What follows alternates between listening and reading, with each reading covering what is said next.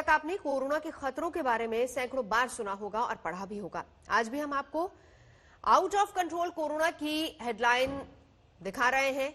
आखिर कोरोना से अब पहले से ज्यादा डरना क्यों जरूरी है, देखिए जरा।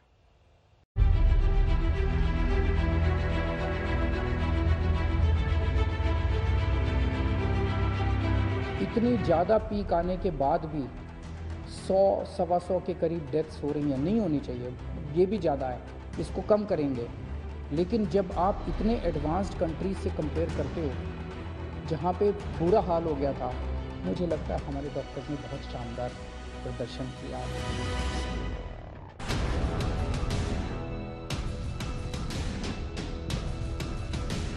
दिल्ली में कोरोना विस्फोट की सही तस्वीर समझने के लिए आपको आंकड़ों के फैक्ट्स को बहुत गौर से देखना और सुनना होगा। दिल्ली पर पिछले 2 हफ्तों में चाइनीज वायरस का संक्रमण किसी सुनामी की स्पीड से लोगों को शिकार बना रहा है। 15 दिन में 1,07,535 नए केस, 15 दिन में 1,389 लोगों की मौत। आपको ये याद रखना है कि देश में कुल डेथ केसेस में दिल्ली का परसेंट बहुत हाई है, यानी देश में कोरोना से हो रही मौत दिल्ली के कंपैरिजन में बहुत कम है। देश की आबादी 135 करोड़ है, दिल्ली की आबादी करीब 2 करोड़ है। 24 घंटे में देश भर में 564 मौत के केस, 24 घंटे में देश भर में 46,232 नए केस। अगर इन आंकड़ों को दिल्ली से कंपेयर करें तो कोरोना के कहर की क्लियर पिक्चर आपको समझ में आ जाएगी।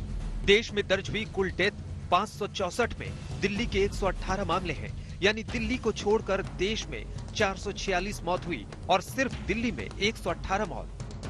इसी तरह देश भर में कुल केस 46,232 है, जिसमें दिल्ली के केस 6,608 है। अगर इसे टोटल में माइनस करें तो आंकड़ा आता है 39,624 नए केस।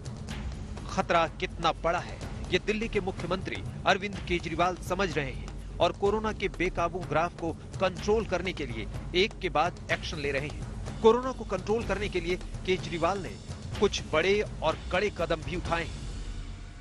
दिल्ली में बहुत सारे लोग मास्क पहन रहे हैं, लेकिन कई लोग अभी भी मास्क पहनते नहीं हैं। तो लोगों को मास्क पहनवाने के लिए कई बार जब कहने से बात नहीं बनती तो फिर थोड़ा सा टाइट करना पड़ता है।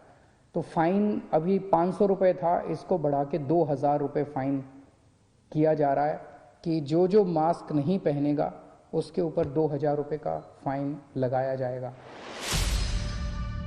कोरोना को कंट्रोल करने के लिए दिल्ली में जो बड़े कदम उठाए गए उसे भी समझिए।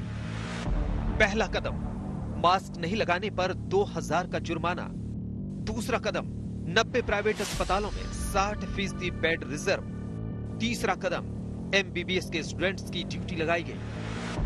चौथा कदम, शादी में गेस्ट की लिमिट 50 तक की गई। पांचवा कदम, बड़े पैमाने पर ICU बेड को बढ़ाया जा रहा है।